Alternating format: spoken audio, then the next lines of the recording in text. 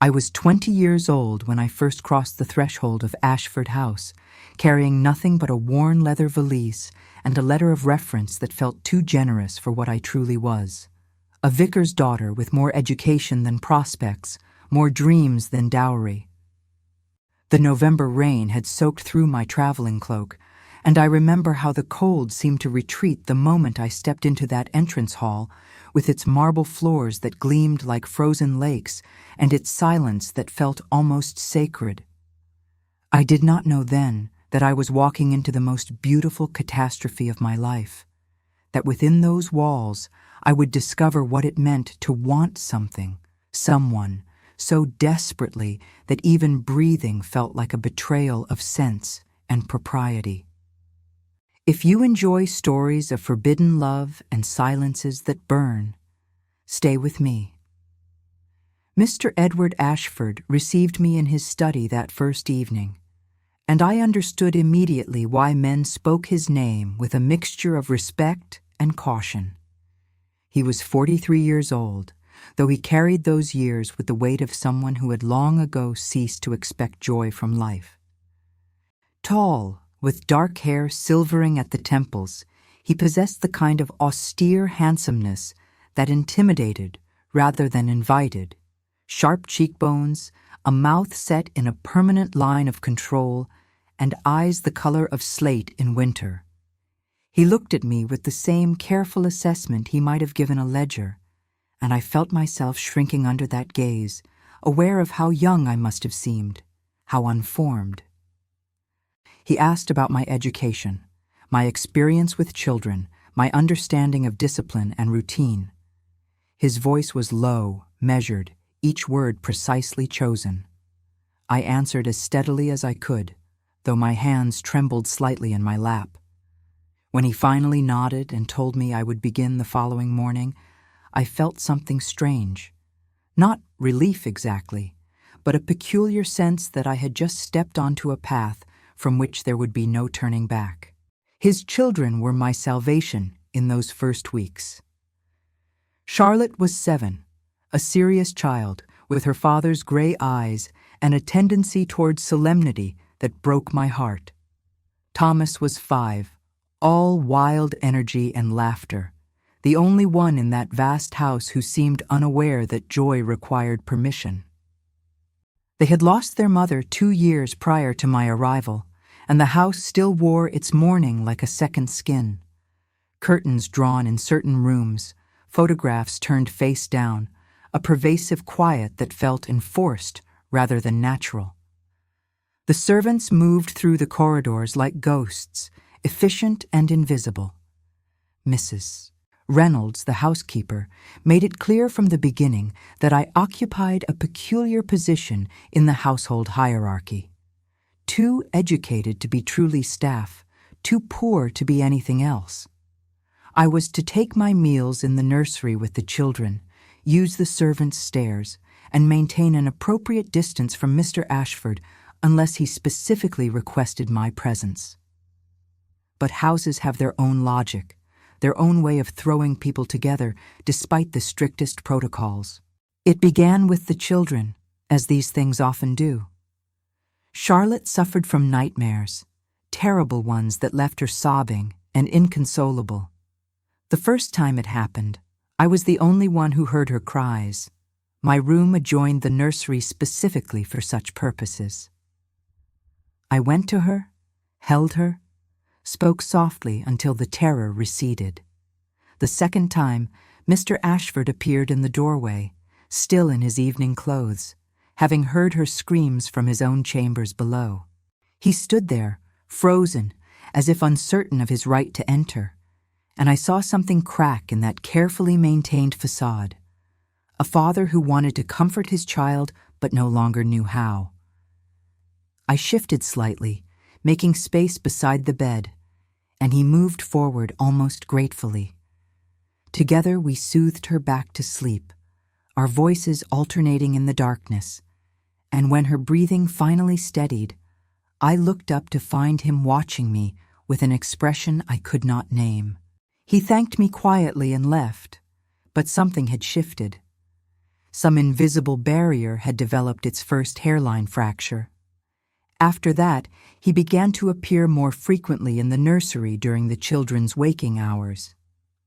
At first, I told myself he was simply being a conscientious father, checking on their welfare. But I noticed how his visits often coincided with their lessons, how he would linger in the doorway, listening as I taught them French verbs or read aloud from Wordsworth. Once, when I was showing Charlotte how to sketch a still life, I felt his presence behind me and turned to find him standing close enough that I could smell the faint cedar scent of his cologne. He asked if he might watch, and I nodded, unable to speak, suddenly hyper-aware of how my hand trembled as I guided his daughter's pencil across the paper. When I dared to glance at him, he was looking not at Charlotte's drawing but at my face, with an intensity that made my breath catch. The moment stretched between us, dangerous and alive, until Thomas knocked over a jar of water and the spell broke. The winter deepened and the house grew colder. The children and I developed our routines: morning lessons, afternoon walks when the weather permitted, evening stories by the nursery fire. But increasingly, these routines included him. He began taking breakfast with us, something Mrs. Reynolds informed me was unprecedented. He would sit at the head of the small nursery table, Thomas on his lap, Charlotte beside him, and I across from them, pouring tea with hands that shook slightly whenever his eyes met mine. We talked of ordinary things, the children's progress, household matters, the news from London, but beneath every mundane conversation ran a current I was trying desperately to ignore. The way his gaze would linger on my face, the way he listened when I spoke, as if my words mattered, as if I mattered. The way he had begun to smile, small, fleeting expressions that transformed his entire countenance, made him seem younger, more alive. It was on a Tuesday evening in February when everything changed. The children were asleep, and I had retired to the small sitting room adjacent to the nursery to darn stockings, the kind of humble, endless task that reminded me of what I actually was. I heard his footsteps in the corridor and assumed he was checking on Charlotte, as he often did before retiring to his own chambers. But instead, he appeared in my doorway. I stood immediately, nearly dropping my needle, and he made a gesture for me to sit, but I could not. He looked exhausted, still in his work clothes, and there was something raw in his expression that frightened me. "Miss Winters," he said, and my name in his voice felt like a caress I should not have wanted. "I find myself unable to sleep. The house is too quiet, too full of ghosts. Would you object if I sat with you for a moment?" I should have objected. Every rule I had been taught, every principle of propriety screamed that I should make some excuse, claim tiredness, maintain the boundaries that protected us both. Instead, I heard myself say, "Of course, Mr. Ashford, please." He sat in the chair across from mine, and we remained in silence for a long moment. The fire crackled between us. I picked up my darning again, because I needed something to do with my hands, some excuse not to look at him directly. But I felt his eyes on me, and the awareness of his gaze made my skin feel too warm, too tight. "You have been good for them," he said finally, "for Charlotte and Thomas. They laugh now. They seem lighter. I had forgotten they could be that way." "They are wonderful children," I replied softly. "It is easy to love them." Another silence. Then, "My wife died in this house, in the room at the end of the hall. Sometimes I think I can still hear her, still feel her disappointment soaking into the walls." I looked up sharply. He was staring into the fire, his profile severe and beautiful in the flickering light. "Disappointment, sir? She married me for security, for position. I knew it. I accepted it as the way of things. But she never forgave me for not being the romantic hero she had read about in novels. I was too occupied with my work, too serious, too cold, I suppose. She wanted passion, grand gestures. I gave her houses and jewels and social standing. It was not enough. He turned to look at me then, and the naked pain in his eyes made my chest ache. I failed her. Perhaps, I heard myself say, you were simply two people who needed different things. That is not failure, Mr. Ashford. That is merely human. You are very young to be so wise. I am young, I agreed, but I have learned that there are worse things than an absence of passion. There is cruelty, there is indifference. From what I have observed, you loved your wife in the way you knew how.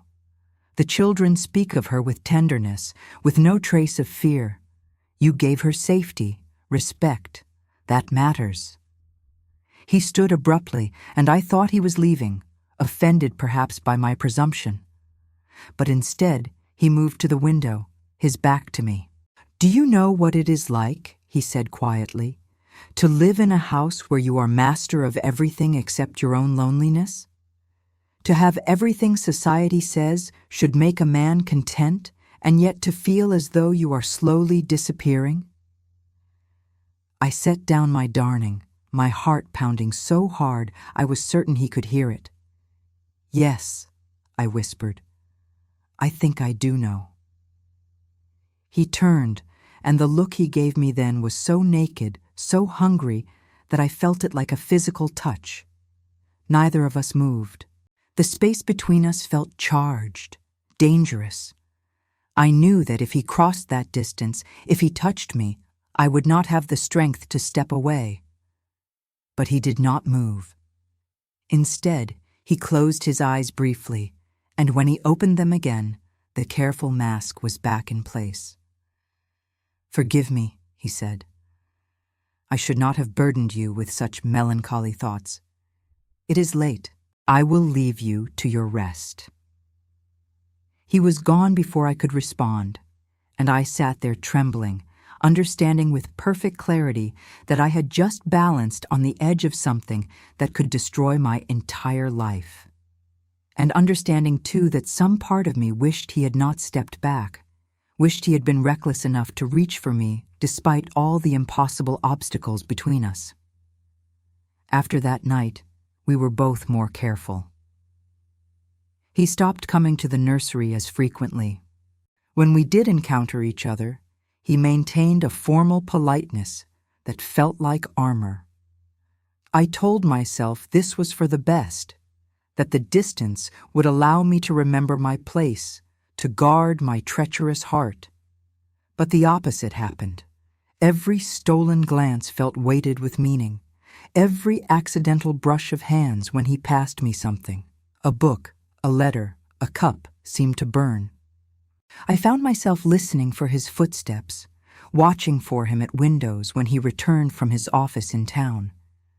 I memorized his routines, the way his expression softened when Thomas climbed into his lap, the small line that appeared between his brows when he was deep in thought.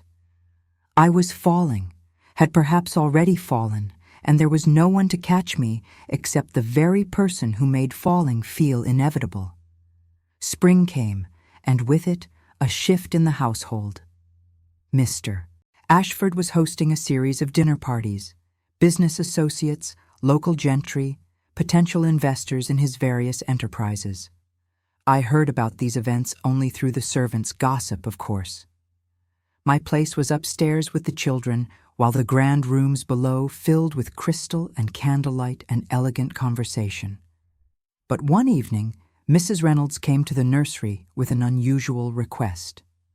Mr. Ashford needed me to bring Charlotte down to greet the guests. Apparently, one of his associates was a particular friend of the late Mrs. Ashford and had expressed a desire to see how the children were faring. I dressed Charlotte carefully and tried to ignore my own reflection in her mirror. The way my simple gray dress seemed to emphasize how utterly I did not belong in those grand rooms below. The drawing room was full of silk and jewels, perfume and laughter. I stood near the door with Charlotte, trying to be invisible, watching him move through the crowd with easy authority. He was in his element here, commanding and assured, and I felt the distance between us like a physical ache. Then he saw us. His eyes found mine across the room, and everything else seemed to fall away. He excused himself from his conversation and came toward us, and I watched several women track his movement with obvious interest. Beautiful women, appropriate women, women who belonged in rooms like this. But he was looking at me as if I were the only person present. "Miss Winters," he said formally, and then to Charlotte, "Come, darling. There is someone who wishes to meet you." He placed his hand lightly on Charlotte's shoulder to guide her, but his other hand, hidden from view by the way we were standing, brushed against mine just for a moment. His fingers caught mine, held them, a touch so brief and yet so deliberate that I gasped softly. Then he was moving away with Charlotte, and I was left standing there, my hand burning from that stolen contact, my heart racing, knowing that every careful distance he had maintained was a lie. He felt this too, this impossible, dangerous thing between us. I should have left the room immediately, but I could not seem to move. I watched him introduce Charlotte to an elderly woman who exclaimed over how much she had grown, how beautiful she was becoming. I watched him accept compliments and deflect questions about whether he planned to remarry, his face revealing nothing. And then I felt someone at my elbow, a young woman in an emerald dress, beautiful and polished, who smiled at me with false sweetness. "You must be the new Nanny," she said. "How quaint that Edward has you bring the children down. My brother employs a nanny as well, but of course she would never appear at a social gathering. Tell me, how do you find Mr. Ashford as an employer? Is he very demanding?" The question was innocent on its surface, but I heard the malice underneath it, the implication that I was somehow overstepping, that my presence here was inappropriate. I lifted my chin. "Mr. Ashford is a devoted father and a fair employer," I said quietly. "The children are fortunate to have him." "How loyal you are." Her smile sharpened. "Do be careful, dear. Houses like this have a way of making girls like you forget their place. It never ends well." She drifted away, leaving me cold despite the warmth of the room. Girls like you. She meant poor girls, insignificant girls, girls who should be grateful for whatever scraps they were thrown and never dare to want more. And she was right, wasn't she?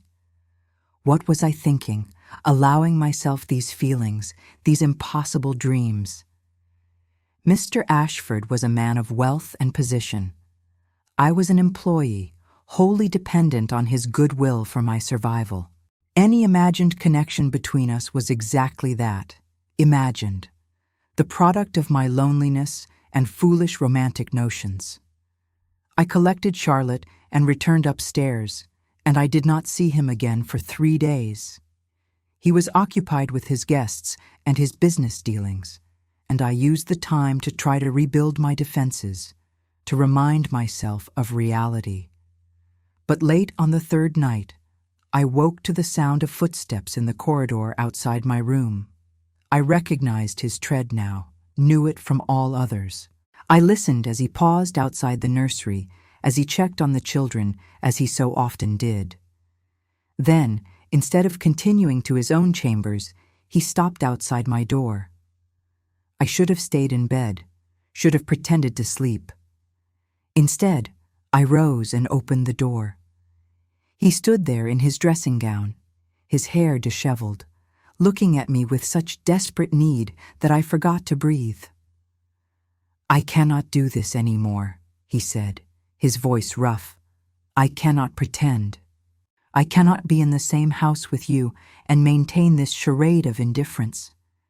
Mr. Ashford, Edward, my name is Edward, and I want to hear you say it. Just once. Edward. It came out as barely more than a whisper. This is impossible. You know it is impossible. I know. He stepped closer, and I did not retreat. I know that I am 23 years older than you. I know that you are in my employ, that the very imbalance of our positions makes this unconscionable. I know that I am being selfish beyond measure. But God help me, Caroline. My given name in his voice, intimate and rough. I am tired of being lonely. I am tired of living in this mausoleum of a house, surrounded by everything I have built and feeling nothing. You have brought light back into these rooms, into me, and I do not know how to let that go. My back was against the doorframe now, and he was close enough that I could feel the heat radiating from his body. "What are you asking of me?" I managed to say, though my voice shook.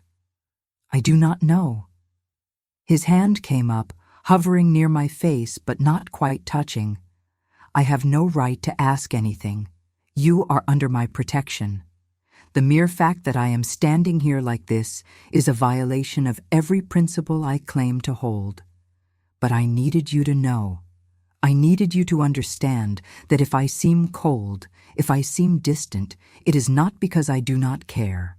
It is because I care too much, and I am terrified of what that means." "I could lose everything," I whispered. "My position, my reputation, any chance of a respectable future.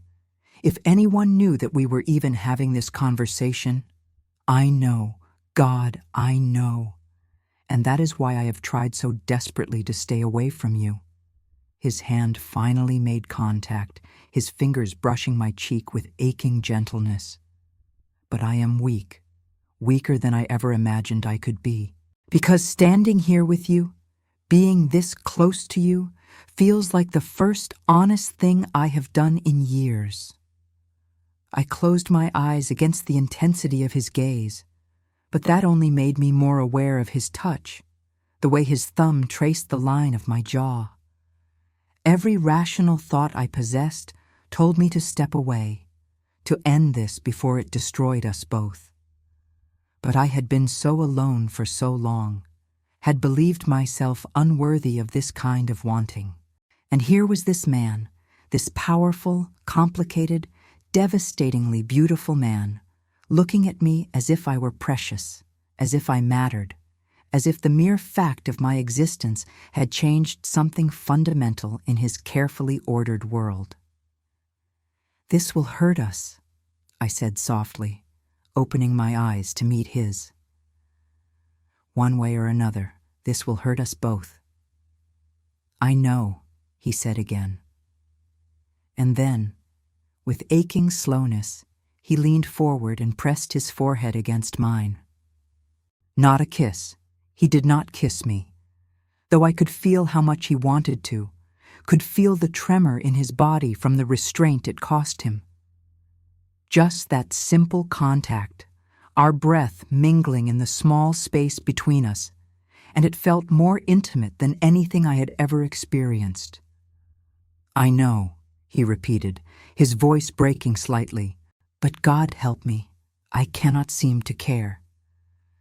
We stood like that for a long moment, balanced on the knife's edge of something we both knew was wrong, and yet felt more right than anything either of us had known. Then he stepped back, the loss of his warmth leaving me suddenly cold. "Forgive me," he said. "I should not have come here. I should not have said these things." "Yet you did." "Yes." A ghost of a smile. "Yes, I did. And I cannot bring myself to regret it, even though I know I should."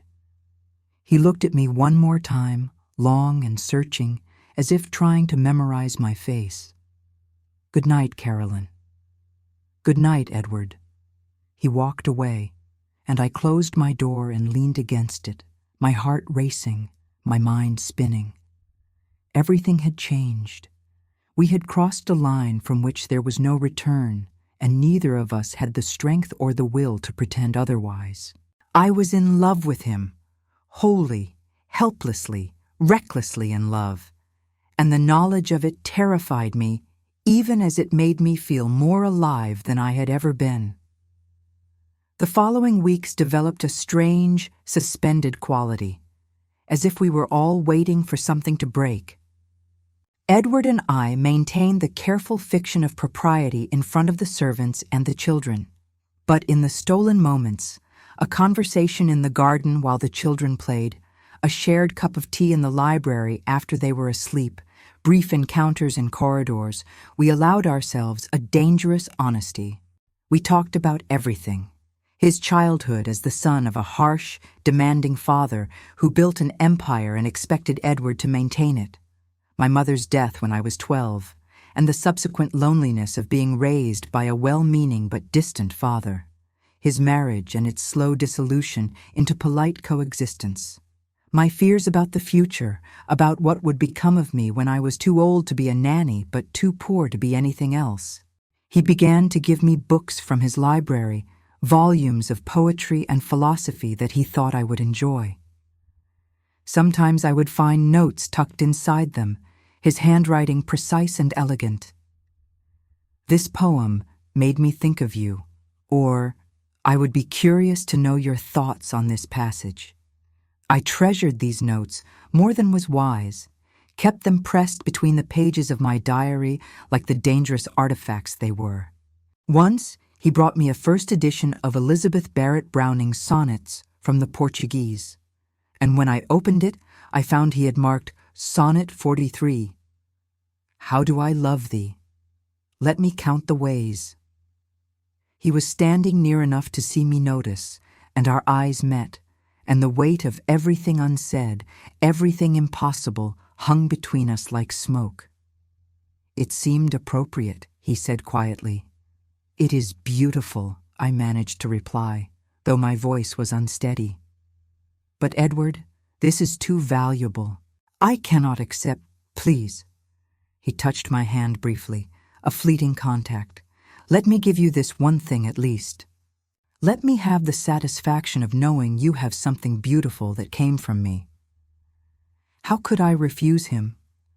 How could I explain that the book itself mattered less than the fact that he had thought of me, that he had wanted me to have something that spoke the words we could not say aloud? I accepted it, and that night I read and reread that sonnet until I had memorized it, until the words seemed to pulse in time with my heartbeat. But we were not alone in our careful dance. I began to notice that Mrs. Reynolds watched me with increasing suspicion, that her questions about my activities grew more pointed. Mr. Ashford seems to be spending a great deal of time in the nursery these days, she remarked once, her tone carefully neutral. It is good that he is so attentive to the children, though some might think it unusual for a man of his position. He is their father, I replied, keeping my voice steady. Surely it is natural for him to wish to know them. Indeed. She smiled, but there was no warmth in it. I simply would hate for anyone to form the wrong impression. You understand, I am sure. A young woman in your position must be beyond reproach. Rumors can be so damaging. It was a warning, thinly veiled. I understood that she suspected something, even if she had no proof.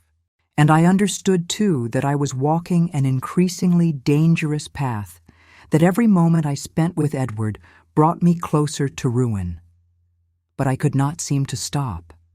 I was caught in something larger than myself, something that felt as inevitable as the turning of seasons. The crisis came in late May, on one of those perfect English spring evenings when the air smells of roses and new grass. The children were playing in the garden, and Edward and I were watching them from the terrace.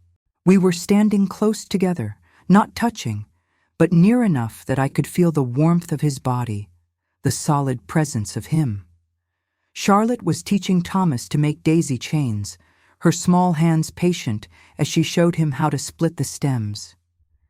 They were laughing, unself-conscious and free, and watching them felt like a glimpse of what family could be.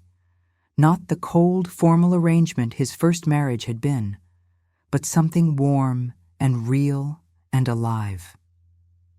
"They love you," Edward said softly, "more than is probably wise, given the circumstances." "I love them too." It was easier to say that than to speak the other truth, that I loved him as well, with a desperate intensity that frightened me. "Caroline." He turned to face me, and I saw something in his expression that made my breath catch, a decision made, a line about to be crossed.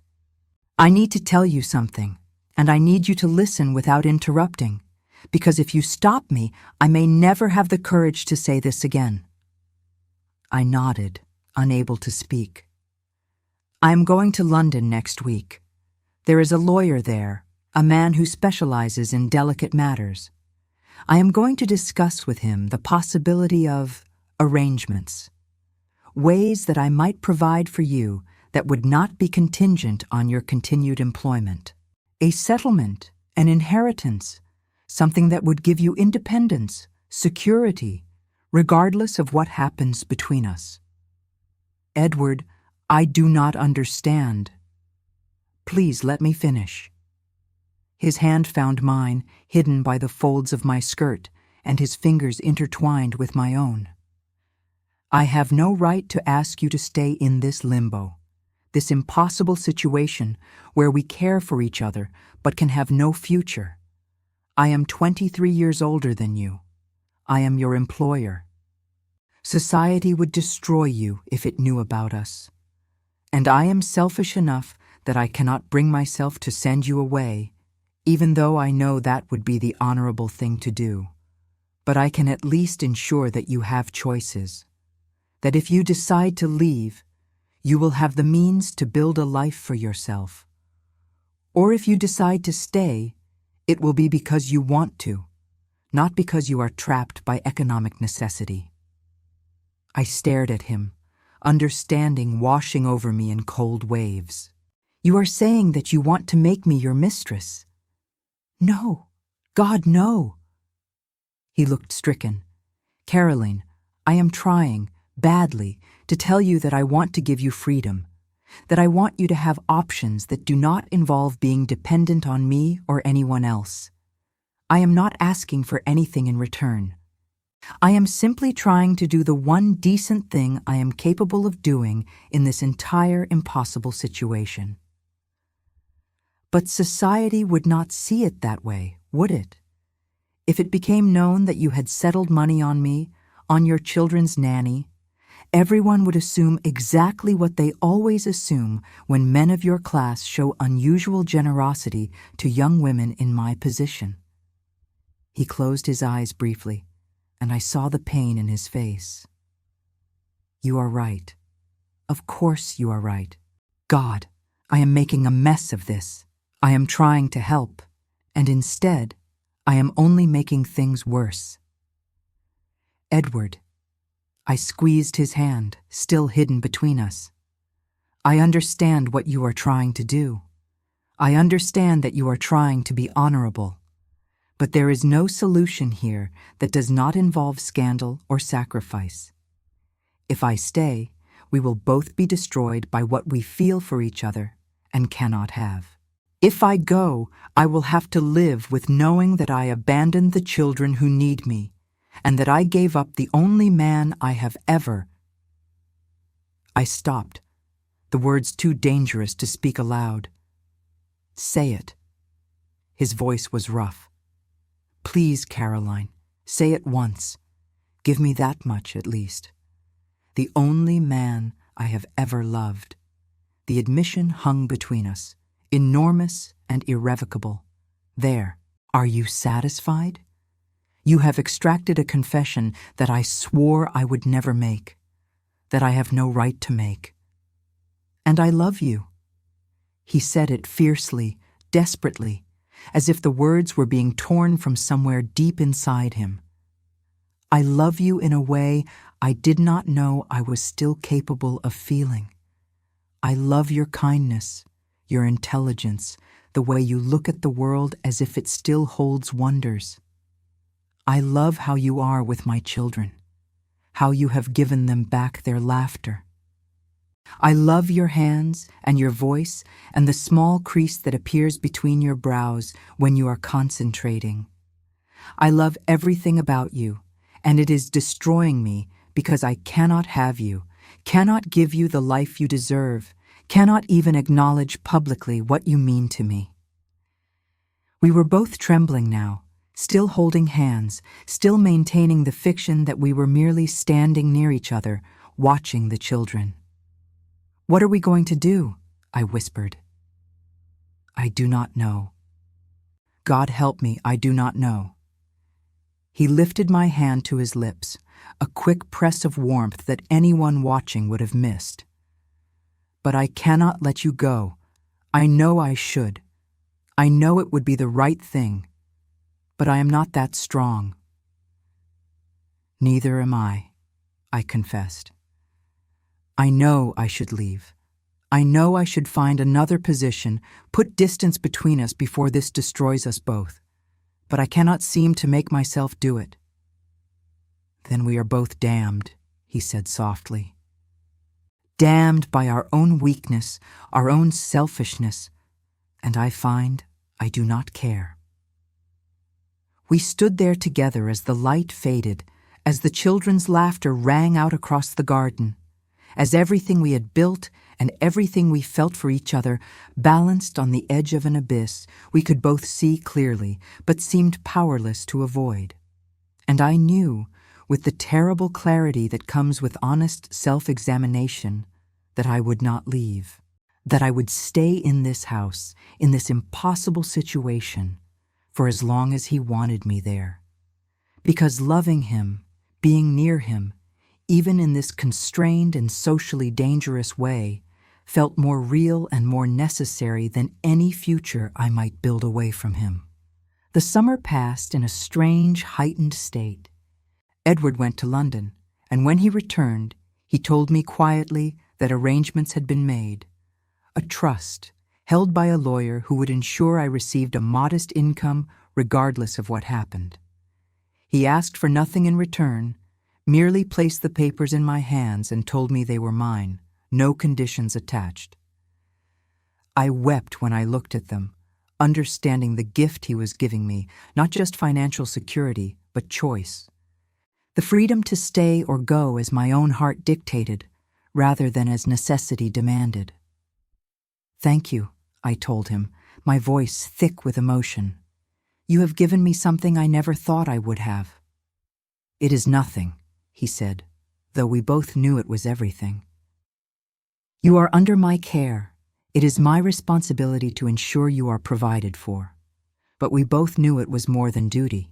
It was love, expressed in the only way he could safely express it, through actions rather than words, through providing for my future even as our present remained impossible and undefined.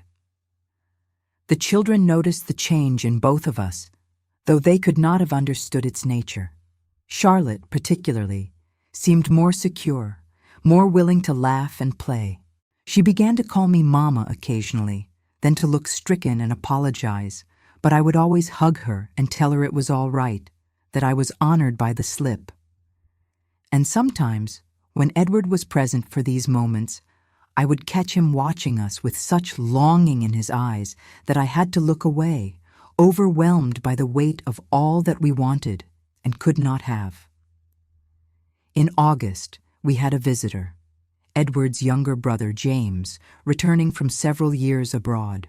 He was everything Edward was not: charming, easy in company, quick to laugh. He took an immediate interest in the children, playing with them with unself-conscious enthusiasm, and he took an interest in me as well, though of a different sort.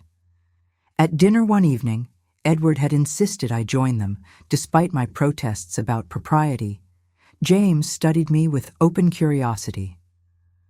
"So you are the miracle worker my brother cannot stop mentioning in his letters," he said, his tone light but his eyes sharp.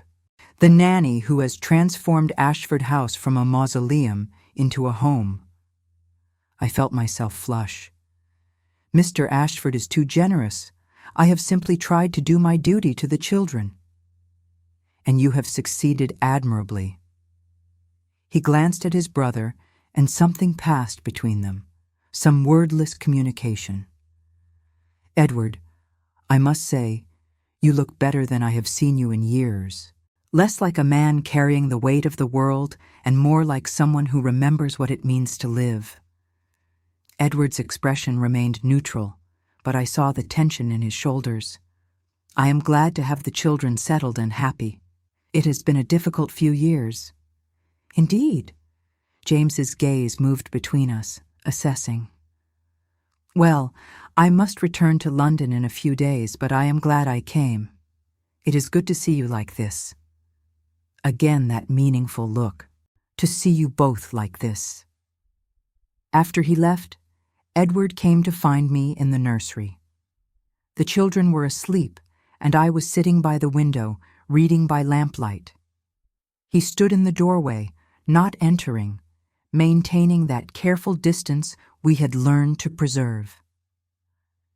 He knows, Edward said quietly. I suspected as much. He seemed very observant. My brother has always been perceptive, and he knows me better than most. He paused. He asked me directly if I was in love with you. I could not lie to him. My heart stuttered. What did you tell him? The truth, that I am hopelessly, catastrophically in love with you, that I have never felt for anyone what I feel for you, and that I have no idea what to do about it because every possible course of action seems designed to cause pain. What did he say? He told me that life is short, that happiness is rare, and that I should stop being so damned honorable and reach for what I want before it is too late. Edward's laugh was bitter. Easy for him to say. He is not the one who would be ruining your reputation and your future. I set down my book and went to him, unable to bear the distance any longer. I stopped just in front of him, close enough to see the faint lines around his eyes, the gray threading through his dark hair. Edward, do you want to know what I think? Always. I think we are both so concerned with doing the right thing, the honorable thing, that we are making ourselves miserable. I think we have spent months denying ourselves even the smallest comfort because we are terrified of what it might mean, where it might lead. And I took a breath. I think I am tired of being afraid. I think I would rather have a few stolen moments of happiness with you than a lifetime of safety without you. His hands came up to frame my face, and the touch, after so many weeks of careful restraint, felt like coming home. Caroline, I cannot marry you. You understand that, don't you? Even if I wanted to, and God, how I want to, society would destroy you. The wife of a man in my position is expected to come from a certain class, to have certain connections. If I married my children's nanny, we would both be ostracized. You would be miserable. I know. I placed my hands over his. I am not asking you to marry me. I am not asking for any formal commitment. I am simply asking if we might stop pretending that what we feel for each other does not exist. If we might allow ourselves to be happy, even if that happiness is private and circumscribed and imperfect. You are asking me to make you my mistress in all but name. I am asking you to let me love you, however that is possible. For a long moment, he simply looked at me, and I saw the battle raging behind his eyes, honor warring with desire, duty fighting with need. Then, slowly, he leaned down and kissed me. It was gentle at first, almost tentative, as if he were afraid I might disappear. But I pressed closer, my hands moving to his shoulders, and the kiss deepened, became something hungrier, more desperate. All the months of denial, of careful distance, of stolen glances and restrained touches, everything poured into that kiss. When we finally broke apart, we were both shaking. "I love you," he whispered against my hair. "God help me, I love you so much it terrifies me." "Then love me," I replied, "whatever that means, however imperfect it has to be. Just love me." And he did. Not that night. We were both too aware of the household around us, of the danger of being discovered. But gradually, carefully, we created a private world within the larger house. Late evenings, when everyone else was asleep, we would find each other in the library or the small sitting room, and we would talk and hold each other and steal kisses that felt more precious for their rarity. We were discreet, always discreet, but we stopped pretending. And the happiness it brought us, the simple joy of being able to touch, to speak freely, to exist together without constant guardedness, made every risk feel worthwhile. The children blossomed with both of us fully present in their lives. We took family excursions to the seaside, spent lazy afternoons in the garden, had impromptu picnics and long, rambling conversations. To anyone watching, we must have seemed an unusual but harmonious household, a devoted father, a capable nanny, and 2 happy children. Only those who looked very closely might have noticed the way Edward's hand would linger on my shoulder a moment too long, the way my eyes followed him when he entered a room, the private smiles we exchanged when we thought no one was watching. It could not last, of course. These things never do. The reckoning came in October, nearly a year after I had first arrived at Ashford House. Edward had gone to London for business, and I was managing the household in his absence. Mrs. Reynolds requested a meeting with me, and I went to her office with a sense of foreboding I could not shake. She did not waste time on pleasantries. "Miss Winters, I am going to speak plainly because I believe you are owed that much. I have been in service at Ashford House for 30 years. I knew the first Mrs. Ashford. I watched this household struggle through grief, and I have watched, these past months, as something inappropriate has developed between you and Mr. Ashford." I forced myself to meet her gaze. "I do not know what you mean. Please do not insult my intelligence." Her voice was firm but not unkind. "I have eyes. I see how he looks at you. I see how you look at him. I see the late-night meetings, the books he gives you, the way he has settled money on you. Oh yes, I know about that as well. The staff talk, Miss Winters. They speculate, and it is only a matter of time before that speculation reaches the wrong ears." My mouth was dry. "Mrs. Reynolds, I assure you that nothing improper has—" "I am not asking for explanations or denials." She held up a hand. "I am telling you what I see coming.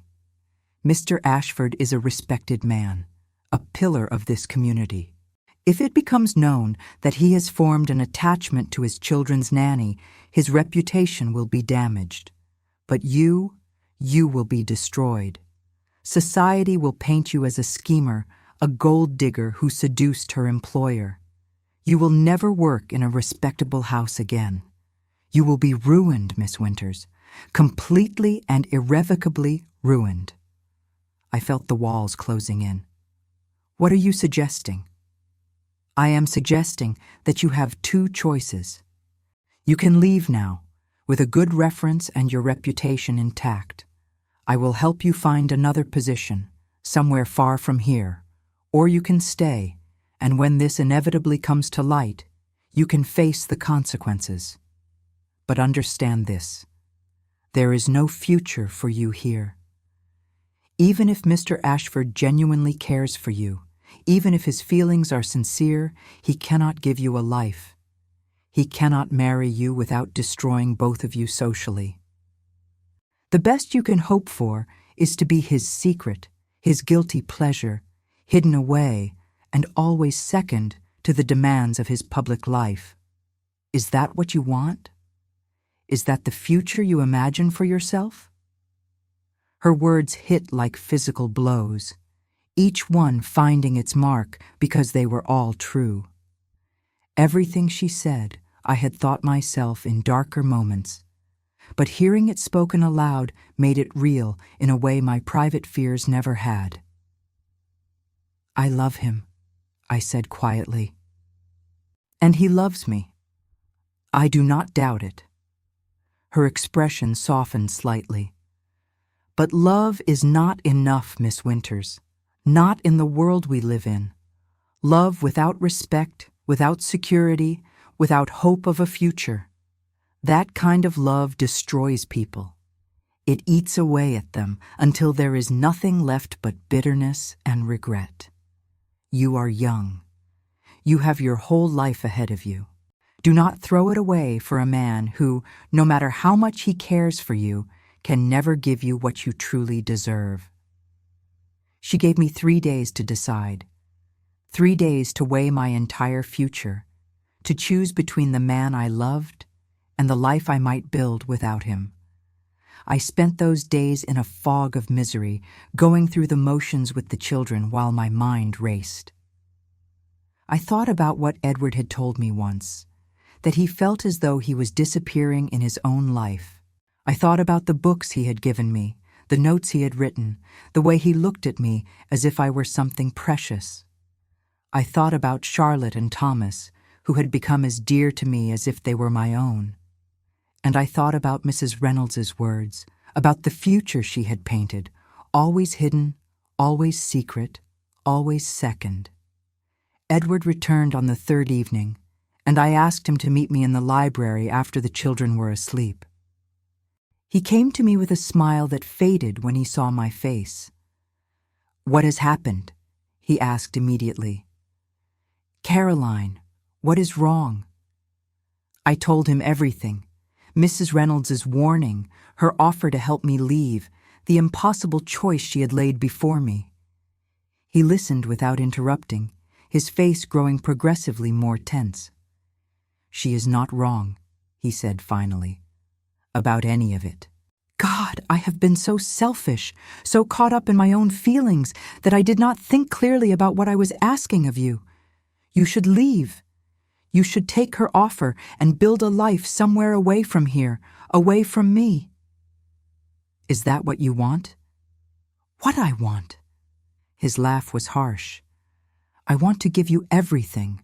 I want to make you my wife, to have the right to love you openly, to build a life with you without fear or shame. But I cannot give you that. All I can offer is this half-life, these stolen moments, always looking over our shoulders, always afraid of discovery. Mrs. Reynolds is right. You deserve better. You deserve a man who can give you his name, his future, everything. Not someone who can only offer you secrets and compromises. I moved to him, placed my hands on his chest, felt his heart racing beneath my palms. "Edward, do you remember what you told me about your first marriage? About how your wife wanted passion and grand gestures?" "Yes. This is not a grand gesture. This is not a romantic fairy tale where love conquers all obstacles. This is messy and difficult and full of compromises. But it is real. What I feel for you is real. And I would rather have this complicated, imperfect reality than some fantasy of what my life should be." I took a breath. "But I need to know that you feel the same. I need to know that this is not just an interlude for you, something you will eventually tire of when the novelty wears off or the complications become too great. Because if I stay, if I choose this path, I am giving up every other possibility. I need to know that you understand what that means." He pulled me against him, held me so tightly I could barely breathe. "I will never tire of you. If anything, I fall more deeply in love with you every day. But Caroline, I am asking you to give up so much. You are not asking. I am choosing. There is a difference. We stood there together, the enormity of the decisions settling around us. Finally, he pulled back enough to look at me. If you stay, we must be even more careful. I will not have you ruined because of my selfishness. We will maintain every appearance of propriety in public. And someday, he hesitated, someday, when the children are older, when circumstances change, perhaps there will be a way for us to have more. But I cannot promise that. I cannot promise anything except that I love you and that I will do everything in my power to protect you. That is enough, I told him, and I meant it. I went to Mrs. Reynolds the next morning and told her I had decided to stay. She looked at me with something like pity, but also a grudging respect. Very well, Miss Winters. I hope you will not come to regret this decision, but I want you to understand, I will be watching, and if this situation becomes public, if there is even a hint of scandal, I will do what I must to protect this household. Do we understand each other? Perfectly. And so began the strangest, most bittersweet period of my life. On the surface, nothing changed. I remained the children's nanny. Edward remained their father and the master of the house, and we maintained all the appropriate boundaries in public. But in private, we carved out a life together, a secret life, constrained and hidden, but ours nonetheless. Late evenings when the house was asleep, stolen mornings before the household woke, brief moments of connection throughout the day that no one else would notice but that sustained us both. It was not the life I had imagined as a girl, not the romance of novels and fairy tales, but it was real and it was ours, and most days that felt like enough. The years passed, yes, years, because this was not a brief affair, but something that wove itself into the fabric of our daily existence. Charlotte grew from a solemn child into a thoughtful young woman. Thomas became a boisterous boy full of mischief and charm. And Edward and I continued our careful dance, loving each other in the spaces between propriety and scandal, finding happiness in moments that had to remain private. There were times it felt unbearable, watching him interact with women of his own class who would have made appropriate wives, knowing that I could never stand beside him publicly, never acknowledge what he meant to me. But there were also moments of profound joy, watching him with his children, stealing kisses in darkened corridors, the private smiles and shared glances that were ours alone. And now, looking back across the distance of years, I can say this. I do not regret my choice. Was it the right choice? I honestly do not know. I gave up the possibility of a conventional life, of marriage and public respect, and an uncomplicated future. But I gained something too, a love that felt more real and more necessary than anything I had ever imagined. Edward became not just the man I loved, but my dearest friend, my intellectual companion, the person who knew me more completely than anyone ever had. And the children, Charlotte and Thomas, became as much mine as if I had borne them myself. Did we have our happy ending? That depends on how you define happiness. We never married, though Edward did eventually settle me in a small house on the estate, where I lived with a respectability that his financial support made possible. The children visit me often, even now that they are grown. Edward comes when he can, when propriety allows. We are growing old together, he and I, in this strange half-life we created. Sometimes I think about the young woman I was, standing in the rain outside Ashford House for the first time, and I wonder what she would think of where her choices led her. Would she be disappointed? Probably. Would she be happy? Yes, I think so. Because for all the compromises, for all the things we could not have, what Edward and I built together was real. It was ours. And in a world that offered me so few choices, I chose love. Messy, complicated, socially impossible love. And I have never been sorry. If you have stayed with me until the end of this confession, thank you. Thank you for listening to a story that has no villains and no heroes, only two people trying to find happiness in circumstances that made happiness nearly impossible. If these stories of love that exist in the spaces between propriety and passion resonate with you, I would be grateful if you would subscribe to hear more. And I would love to know. Leave a comment telling me which country you are listening from.